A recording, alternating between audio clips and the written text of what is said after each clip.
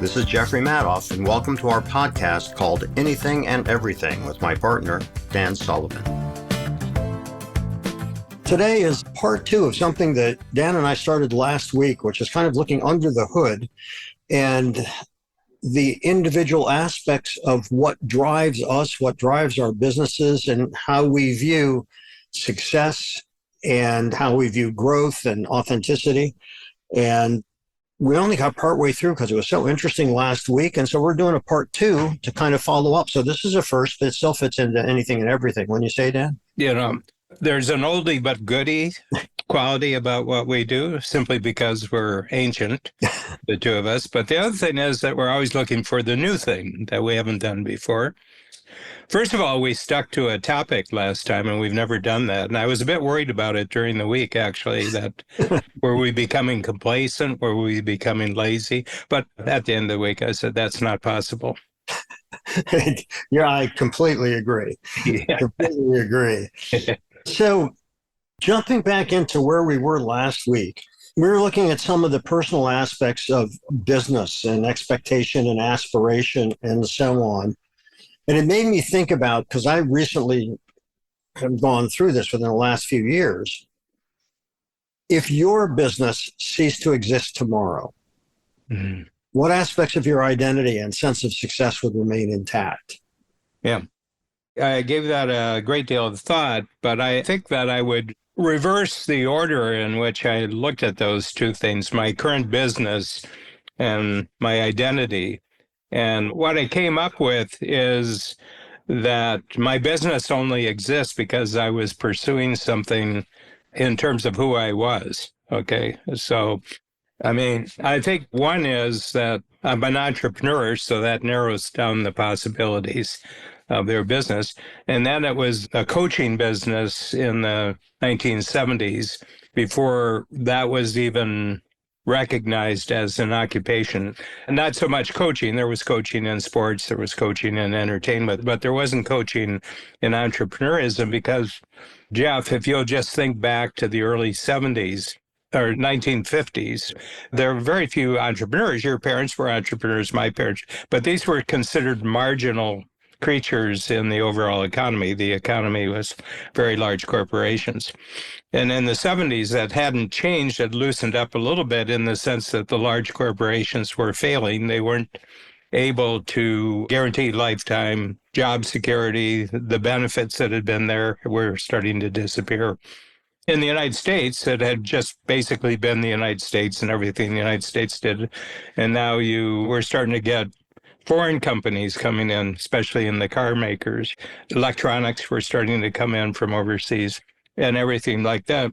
So entrepreneurs, they didn't have a way of scaling themselves except by becoming a corporation. And in the 1970s and 80s, all of a sudden, with the one edition of the personal computer and all that came with the personal computer, all of a sudden entrepreneurs could really scale themselves while still retaining ownership, still retaining a sense of direction about what they were doing. So I went for each of these stages. You went for each of these stages. One is I want to be independent. I want to be in control of my own life. Have to be an entrepreneur if you're going to do that. And then I went right for the entrepreneurs themselves with an activity called coaching, where it wasn't a set sort of cookie cutter that I was going through to sell. It was all based on an interaction between me and another person. And then the quality of people got better, the quantity of money got better. And so I kept going in this same direction. And my sense is that my business is actually a byproduct of just who I'm trying to be in life. Yeah, I think that's true. But how would you, if Strategic Coach was no longer there? Yeah. I guess it's a two-part question. Number one is, do you think that your identity and sense of success would remain intact, or do you think that it is inextricably interwoven with the business you do? I think it is because I can't think of a better one. Mm-hmm. I can't think of a better business. And the other thing is that there's really two parts to the company. There's the actual operational company. So we have coaching workshops. We have close to 3,000 entrepreneurs from around the world, different industries, and they go to workshops, which are all-day affairs, 9 to 5, and they go through a series of thinking tools, okay? Now I've reached the border between the company, the operating company, and the intellectual property because we own all the tools that are used in the company. So if the workshop stopped, and for some reason we couldn't go on with the operational company, all the tools would still exist. Okay, and those aren't the company. The tools are processes, and they're all copyrighted. Half of them are trademarked, and I would say probably right now about a quarter of them are patented. So that's separate property. Now, if for some reason that happened, I might look at what the company looks like totally differently now that I have the intellectual property. I say, I might do a deal with a SaaS company or something, and now we digitize them all and they go out into the world. So I don't think my identity is tied up to the operational company. I think my identity is tied up to creating the thinking tools. Yeah, I mean, in my case, I've had distinctly different. That's a great clarification for me, by the way, the fact that you asked me that question. And so articulate that clarification for us again. You want me to clarify what you just clarified for me? Yeah. If you can be clear about it, yes. What I realized, and I've realized this over a period of time, that thinking is a difficult exercise for a lot of people. Not that they're not good thinkers, but they never learn thinking like they learn math. They never learn thinking like they learned language. Thinking is just something that happened, and it's never been presented to them in a way that when you're in this situation, here's a good way of thinking about this, and when you're in another situation. And you can multiply those by hundreds of different entrepreneurial situations. And so that when you're confronted with a situation, you have this inventory, almost this, we sometimes use you got a tool shop, you've got a tool bag, and you've got these thinking tools. In other words, how do you look at time? How do you structure a day? How do you structure a week? We have tools for all those. Not that people are going to do it that way, but they know that if they're getting off track or they're getting confused or they're getting stuck, they can go back to one of the tools and it gives them clarity on what they're going to do next. That is identical with who I am. I mean, I don't see myself apart from all this thinking I've done. This goes back 50 or 60 years, these tools. So it's kind of who I am, Dan's sort of a tool maker. And I used to have a handy toolkit. Did you have one of those when you were a kid? I never did, because what would I do with them? No, what I mean by that, I've always been interested in thinking, right from the beginning. It really struck me that there was this whole world of thinking and how you went about thinking about things. That two things. One is it wasn't taught to me in school, it wasn't taught by my parents. And the second thing was that other people didn't seem to know how to do this. Well, you're touching on the reason why after my initial exposure to philosophy and psychology, why that became very clear to me that those were going to be my majors in college. Well, they're going to be your majors in life. Yeah, because it is philosophy is study of life. That's the translation.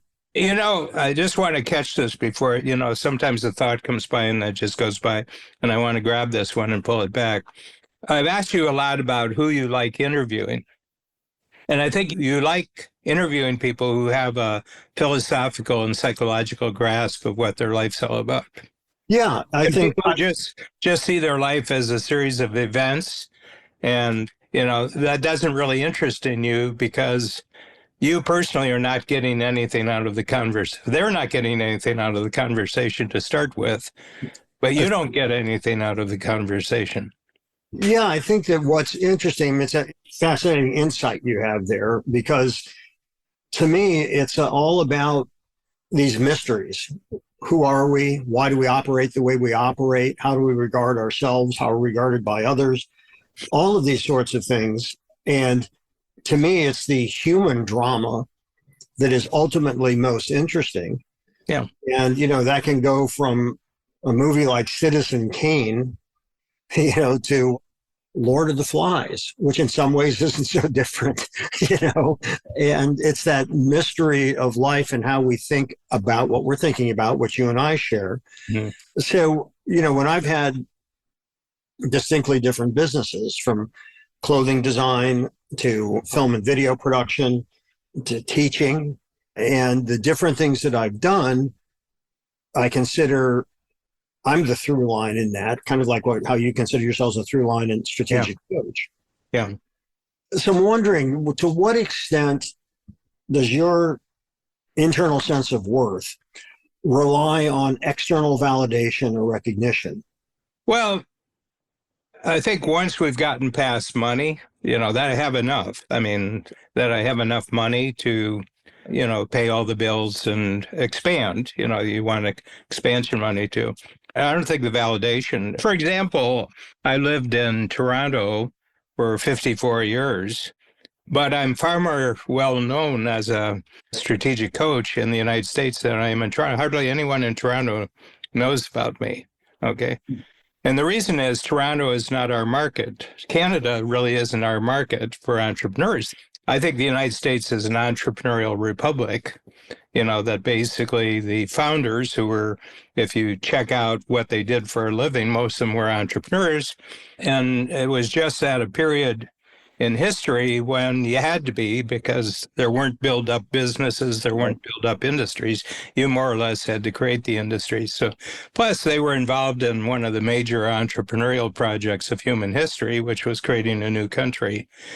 And my sense is, and you really see it in the Bill of Rights, just the first 10 amendments, which were actually the cautionary rules that were insisted on if the other aspects of the Constitution, the division of powers among the executive and the legislature and the judiciary, and all the rules, the wiring of the country, that was not going to be agreed upon if they didn't guarantee all these rules. And my thesis is they unusually guaranteed the rights of entrepreneurs to more or less do what their ambition told them to do without interference. So I think basically if you're going to be an entrepreneur, I think it's best to be an entrepreneur in the United States. And I think if you're going to be a coach to entrepreneurs, the best target market is the American market. Well, I think it's the largest in many, many instances, if not most instances. I think that's true. But what about your sense, in either validation or recognition? Yeah, well, I like it. And I mean, I am well known without doing too much to promote myself. First of all, I've been doing it for a long time, and we've had a lot of really good entrepreneurs who've told a lot of other people about it, and they've sent other people like themselves to us. So I had a plane flight from Phoenix to Toronto about 2 years ago. And I was flying back, and 3 people who I didn't know came on board, and they said, "You're Dan Sullivan, aren't you? You're Dan Sullivan." And they said, I've been listening to your book, or this is why I like the books. I like the books so much, the books or the audios, because half the so-called readers of the books are actually listeners of the books and not readers of the book. So that's happening. I won't say it's happening a lot, but it's happening increasingly. And I enjoy that. I mean, they want their picture taken. So, I was on the flight with Dan Sullivan. I appreciate that. Right. But I wasn't asking if you appreciated it. I think, we all appreciate a sense of validation and acknowledgement of that what we've done has had a positive influence in one way or the other. If you didn't have that, do you feel that part of your internal sense of worth is based on external validation? Now, that's not a bad thing. I'm just asking the question. Or do you feel at this point secure enough that what you do is good. You know that you're good at it. And it's always nice as an additive to play to a larger audience. I think what I would say, it's a bit of a, and I think this is where we left off last time. We're on the topic where we left off, is that what matters to me is that the thinking tools that I create are as valuable to other people as they are to me. Mm-hmm. And people will tell me that. I just got a note through one of our team members. A note came in from a British client who I don't know. I've never met them. I will meet them in about 2 weeks because I'll be in London. And he asked if he could, meet with me. But he had a story to tell. His mother had gone through a very long and painful sickness, and then she died. And he was the sole support, while running his business. And it's, used up an enormous amount of his, what otherwise might have been leisure time or even work time helping her. And we have a concept called the gap and the gain in the coach. And that is, how do you measure whether you're making progress or not? And the one way not to do it is to have an ideal that you're trying to get to. And then you achieve a goal and you think the goal is going to give you a sense of the ideal, but it doesn't. It's like making progress towards the horizon line physically, but you find out you never make any progress. And a lot of entrepreneurs, and you've certainly come across this yourself, Jeff, that a lot of people who look like extraordinary achievers from the outside feel like failures on the inside because they never get to the ideal. And I said, it's not about that. I said, it's about measuring backwards where you came from. You see, oh, I left there and look how far I've come. Right. And you always measure backwards with your achievements, and it always gives you a sense of confidence about it. And he said, if I hadn't had that concept, he said, I don't know if I would have gotten through that experience. And that pleases me. Yeah. Yeah. I mean, it's gratifying to know that you have a positive impact on somebody. Yeah. And I think largely, if you really measure human happiness, it has to do with your sense of a positive contribution that you've made to other people.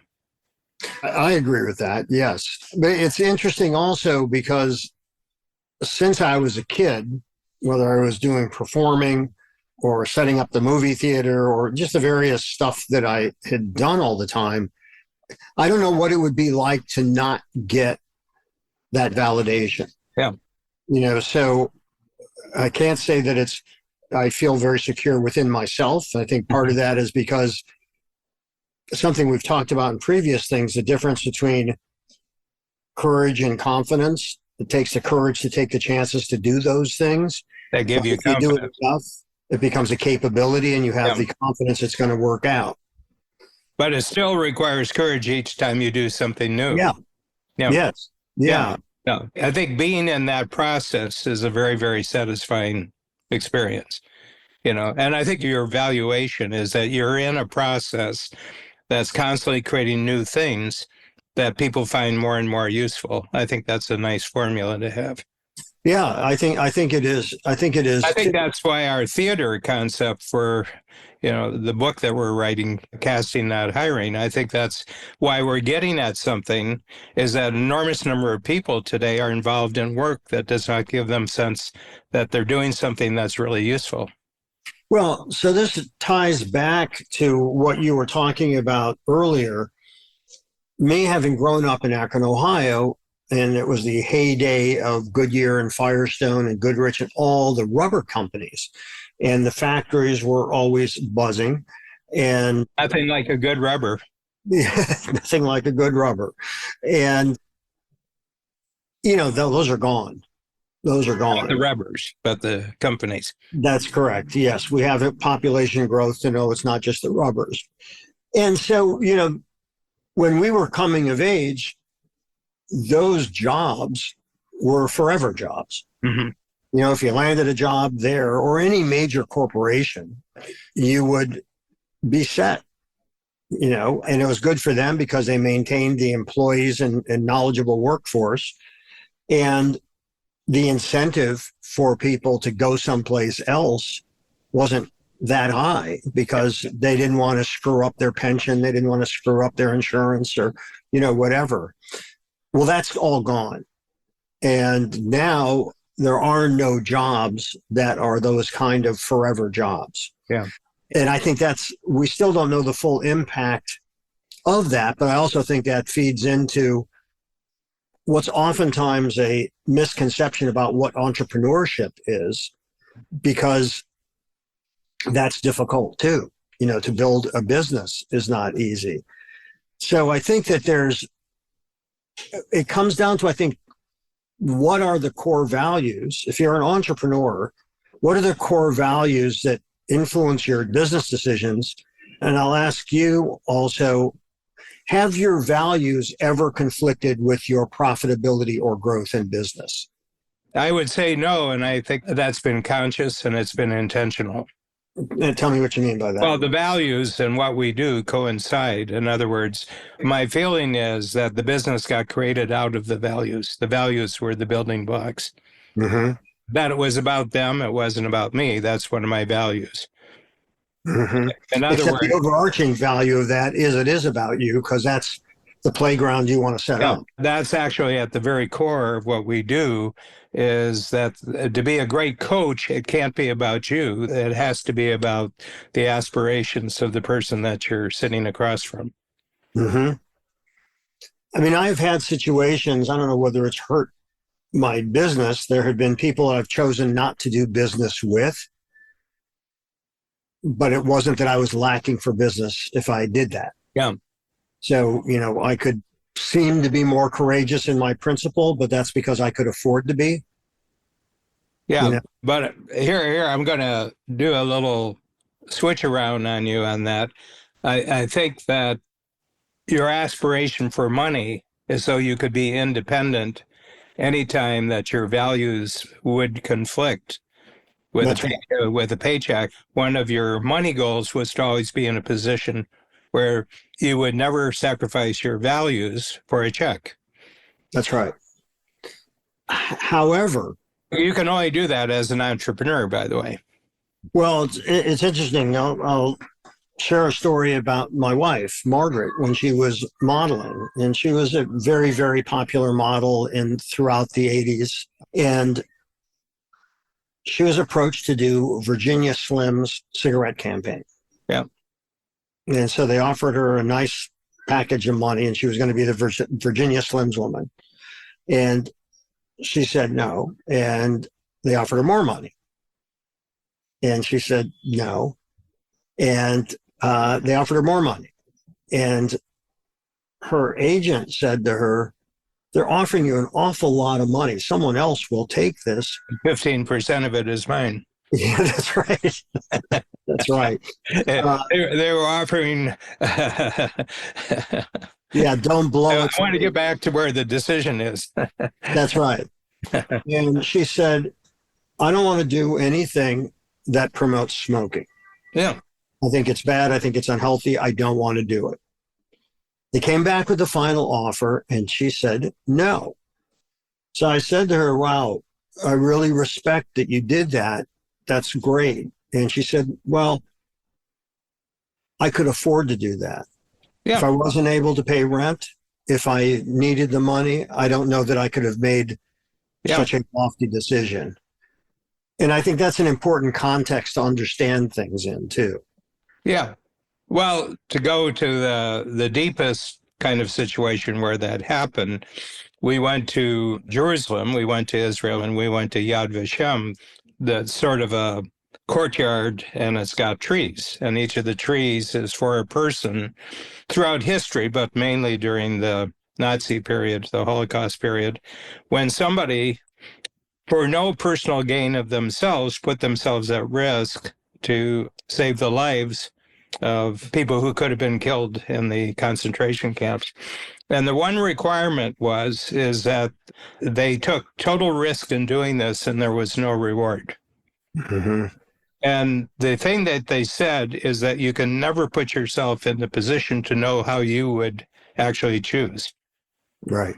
You don't know how you would. You can say, well, that'd be pretty simple. I would just put myself at risk. I said, that's not simple, and you don't know that. That's right. That's right. Now, that's probably the most extreme case of people being put in a position to take a risk for their lives. that I know in history. Yeah, well, I think that there's all kinds of different Even reasons. presidents of universities are not capable of making that decision. Well, that may be going on in one school now, which is interesting with Harvard, but Yeah. that opens up a whole other basket of other Yeah, issues. that's another podcast. But I think that See how good we're getting? We're saying we could be tempted to go here. yeah, it's amazing discipline and restraint that we're exhibiting. I'm feeling it. No, it's really interesting because I think that context, I mean, I had a tremendous respect for the decision that Margaret made. Yeah. The clients that, when it was clear before we started anything, in those initial meetings, when it was clear that it just wasn't going to be worth working with this person, it would be too much pain for not enough gain. And, so. Well, they had a deadline. They had to get the commercial made. And, I mean, they weren't seeing it as a moral issue or a values issue at all. Well, I saw the obvious mistreatment of other people as an issue to me because I wasn't willing to place myself in the position of being mistreated like that for money. Yeah. It wasn't worth it. That's why you want to have a lot of money. Well, and as you and I talked about a couple of weeks ago, and this is not good or bad, it's just is neither one of us like being in debt. And there's one thing to be in financial debt, but there's another thing of being in moral debt. Mm-hmm. That's true. That's true too.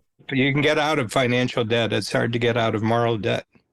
Yeah, and we Jews don't have confessional booths, so we can't get any credits.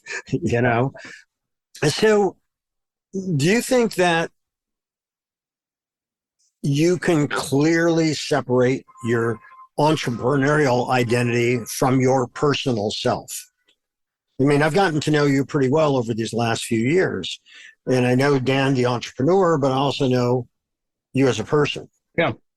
So do you feel that are two distinct aspects to your Well, I know which one's prior. Mm-hmm. Yeah. The big thing is I want both. Mm-hmm. I want to be able to live with myself based on my values. Right. And I want to be very successful business-wise. Because it gives you the freedom to avoid the problems the other thing could bring up. Yeah. And I think that, this is binary. This is sort of a binary situation. There's no half living by your values. That's right. You can sacrifice your integrity once, and that's it. And when you go down that path, people have a remarkable ability to rationalize their behaviors, no matter how heinous they are. Yeah. They have their reasons for that they think offer justification, which makes me think of that phrase, you're lying to yourself. And so I think that I have never been so ambitious that I was willing to. It's funny. It's like I would be invited out to somebody's home for the weekend. Purely, this is business stuff.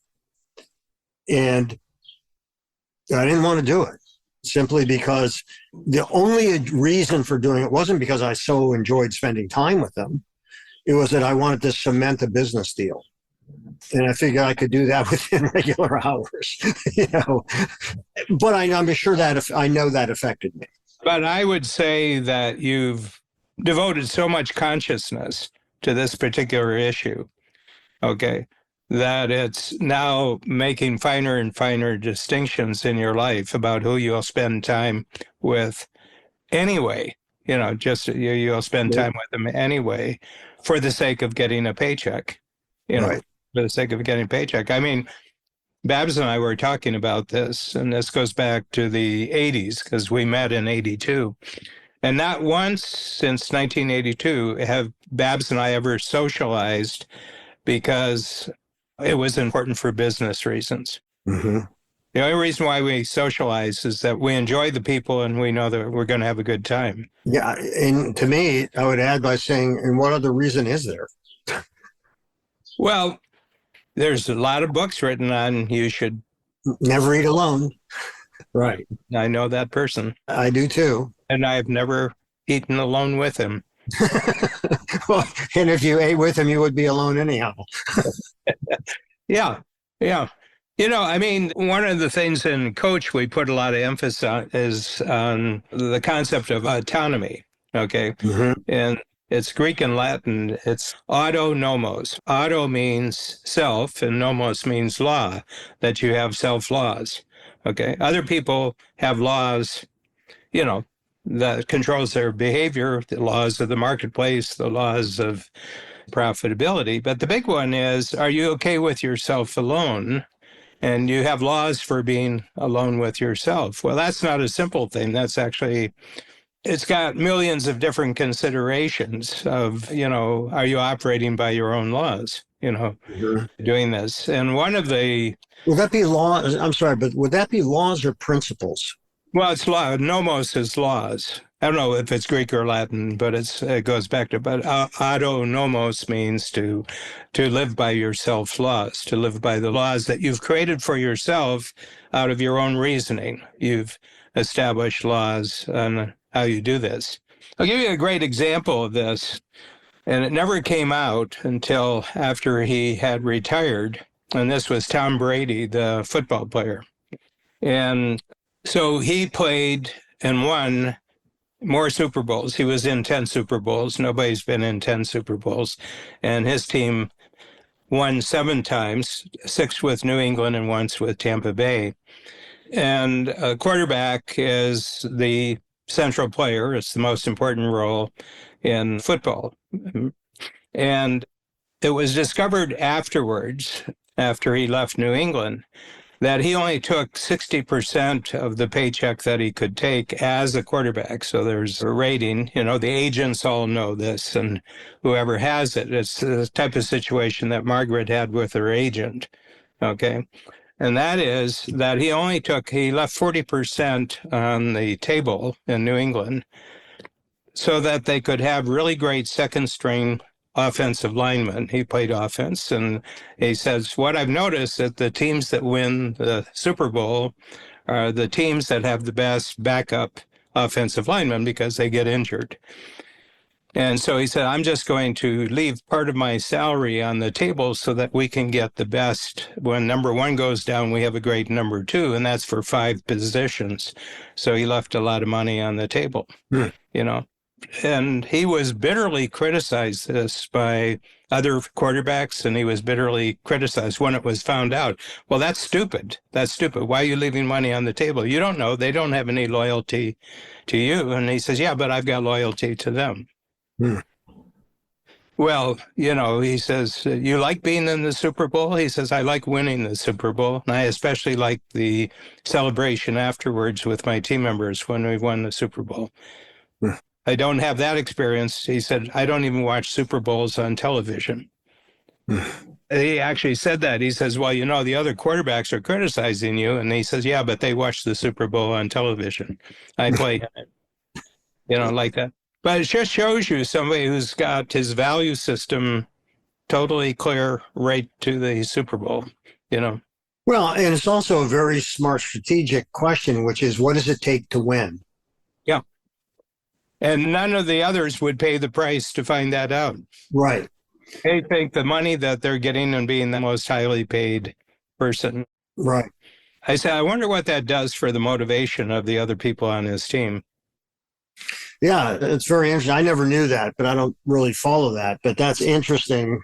It's a very interesting approach. Yeah. He isn't just playing his position. He's playing the whole game. Right. He's the chessboard on which the other players are playing. He's sort of created a chessboard role for himself. So in doing that, Brady was taking a risk with his money and so on. How do you evaluate whether a risk is worth taking and what criteria guides your decision making? Well, With my case, I mean, you're talking about with my business. Yeah. Yeah. What's it look like for the whole team? We have 120 team members. What's it look like for our 16 other coaches? What's it look like for our 3,000 entrepreneurs? I said, well, what's the game look like? And then what's my role in this? So taking all those factors into account, what's my role? What should I be doing every day? And it's creating new tools. Mm-hmm. I mean, the vast majority of the coaching in 2025 is done by this year. There'll be 600 workshop days where there's a full group there. There's a coach there coaching, and 12 out of the 600 are mine. Nice ratio, They're depending on new tools every quarter to keep the whole thing going. But my guess is that 40 some years ago when you started Strategic Coach, and up until maybe 10 years ago, I don't know, but I'm guessing, you had no idea that you would be in this position. Yep. Maybe it's something you were striving for, but maybe hadn't even defined what you were striving for yet.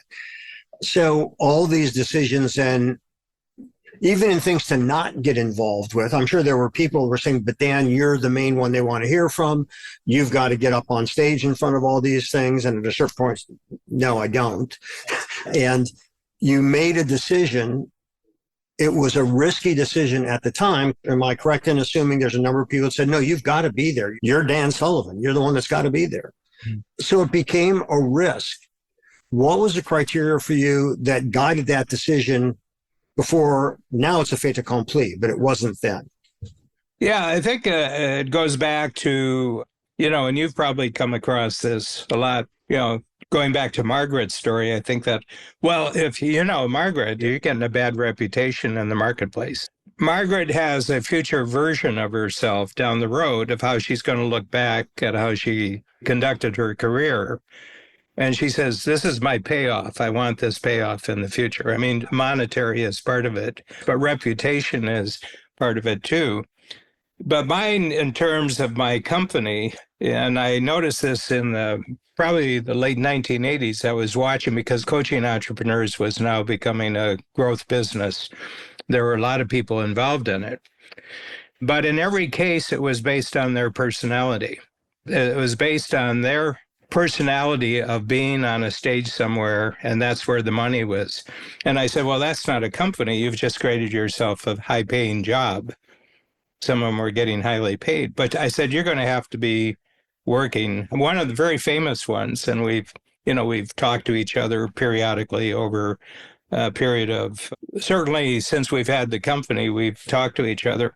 It was in New York City, and I was at a conference where I was actually being given an award for something, and he was too. So we were basically in the green room together to talk. And he had just been on a trip to Estonia to give a talk. And he's now in this business. And I said, why are you flying? He's my age. He's actually about 3 months older than I am. And he says, got to pay the bills, got to pay the bills. And the entire company, very famous, much more famous than I am. I mean, many more books, many more TV appearances, many more, certainly enormous speaking. I mean, he'd probably give 130 speeches in a year. The last time that I gave a speech that would duplicate what he was doing 130 times a year, the last time I did that was about 8 years ago. Haven't done it in 8 years. And I could get a check that's big, in the speaking. I said, why would I do that? I said, I wouldn't do that. And I said, but I've got a company where that type of selling is happening every day without me. So which is a better kind of company? Well, it really comes down to, I don't know if it's better, which do you want? Yeah. I mean, that's really the thing, is what are you willing to do and what do you want? Yeah. As you have gained success financially and otherwise, how has your definition and approach to risk evolved? I'll make it personal. I'm always doing things that contribute to the insurance policy that takes care of things if I'm not here. Mm-hmm. Which means that we have tremendous reserves. I mean, we're past the point. We could make no money in a year with our company, and it would be okay. The reserves would take care of that. That's great. There aren't many companies that can do that. No, that's right. That's right. Is it the money that has mitigated your sense of risk? Yeah, Because it's certainly done that. Certainly done that. Yeah, I mean, how much can this hurt me? I want to try it, and how much can it hurt me? Yeah, yeah, yeah. But the big thing is that I'm thinking that I want the game to go on whether I'm here or not. The game called Strategic Coach. Babs feels exactly the same way. We both want, we've created something which I think has lasting value, so we want it to last. Yeah, it's interesting how our perception of risk changes as our life circumstances change. Mm-hmm. And what that is. Is there ever a time that business decisions were at cross purposes with personal decisions? You mean the strategic coach purposes? Or even, earlier on in your... Yeah, well, I would say that there's sort of an internal morale issue in terms of the way I would interpret this. And that is that, like what I said before, that it couldn't be about a personality. You had to build it on a system. There was a system in place. It's very interesting, Jeff, in the last month, goes back just about till this time in March, I've met being in our offices here in Toronto and being in our office in Chicago, I've met 4 clients who've been in coach 25 years or longer, and it's the first time that I'm meeting them. Wow. And they say, boy, this has changed my life. Well, I said, yeah, you've been here for 25 years. You've written 25 checks. I take you seriously. Anyway, I felt an enormous amount of gratification with that. I felt an enormous amount of gratification because it's something that exists outside of yourself. There's a reality there that someone's getting value so much so that they would renew 25 times or more and come back, I talked to them about it and, had little lunchtime discussions or break time discussions with them about it. And they said, yeah, it's just changed everything in my life. So one thing, in order to grow in our business, you can take one approach or another, okay? You can take the approach that you're going to create a permanent cookie cutter for the program that doesn't change, and that coaches can be hired to, do this, and they're professional coaches and they're doing that. Or you can establish one level of the program and then at a certain point saying, I'm not going to do this level of the program anymore. I'm going to jump to a higher level of the program, which we're not guaranteed. We're not guaranteed because we're going to double the check. Okay, it's going to cost twice as much as I've been charging.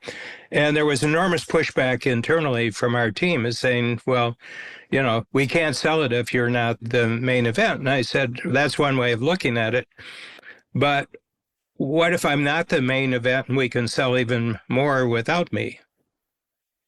Is that you got to make a choice. I mean, it's a binary choice. You're either going to go in one direction and create the cookie cutter, or you're going to take the innovative approach, and there's constant new things at a higher level. And I've done this 3 times now successfully. And so our checks, the check that people paid 1989 for being in the full year of the program with Dan at the coach was $2,000 a year. And now they're paying $50,000 a year with me as a coach, but the people at the lowest level are paying $16,000 for other coaches. So, but you have to make a choice. That's a risk. I mean, it's a risk because you can't bet halfway. Right. Right. But as success has informed and mitigated the risk, so I think over time, the perception of risk diminishes because you've now done it 3 times successfully. Yeah. Yeah. Yeah. The other thing is raising your price. I mean, we do that. We don't do it yearly, but we would do it every 5 or 6 years. We say Because inflation. I mean, first of all, there's inflation operating in the marketplace, and you have to do that. But, when I went to college, we studied the Greek wars. There was the Trojan Wars were in the Iliad, the Homer's Iliad, and then you had the Odyssey. But there was one Greek general who invaded Persia, just across the Mediterranean. And when he got to the shore with all his boats, he said, burn the boats. And they said, burn the boats. And he said, yeah, we'll come back in their boats, or we won't come back at all. And I said, I like that's a very clean decision. I said, there's no ambiguity about that decision. No, there's not. Yeah. And I like that kind of decision. I like it because it keeps things really simple. Keeps everything properly focused. So what did you get out of today? Yeah, well, I think we've made enormous headway over the first one, okay? And I think that the essential thing that keeps, to use the boat analogy, your values are the boat. You don't burn your value, the metaphor breaks down pretty quickly here. But the whole thing is, without your values, you don't have a business. Mm-hmm. And I think you don't understand what your business is your values. Mm-hmm. It's a set of activities, and you're always testing your values because you're always engaging in the marketplace. And I think the big thing, if you're running a transactional business, you can play fast and loose with your values, but if it's a transformational business, you can't. Yeah, and I think what I'd like to do is, I think we have a part 3, and that's about relationships, legacy, and reflection, which I think could be pretty interesting to get into. Mm-hmm. So this has been Anything and Everything. It's good. I mean, and now I am worried. We really stuck to the subject this time. Actually, it's a risk. We're taking a risk. Yeah, we're taking a risk here. We're doing something we haven't done before, and it may become a capability. We're putting anything and everything at risk. No, I really love this. And it goes back, why do we enjoy talking to each other? And I think it has to do with that we're both completely 100% values-based. And I think that, there's a mutual respect for the quality of each other's character, whether or not we agree on everything. I don't see that as a thing. I think that the humanity is the common ground. Yep. And the curiosity is the common ground. And the valuing of others is the common ground. And the unwillingness to compromise on what's most important to us is the common ground. Yeah. And I think Maxwell House Coffee had a common ground at one point in their ad campaign. I don't remember. But yeah, I got the humor in that. I'm just not breaking the spirit of the moment. But thank you for defining the subtext. I appreciate that. I think there should be, to me, this kind of reflecting on one's decision-making process, on one's assessment of risk, on what is at stake. I think all those things are so important on so many levels. And as I've said before, to me, the true currency in life are the relationships you have and maintain. Mm-hmm. Because if your only relationship is with money and your business and the hope of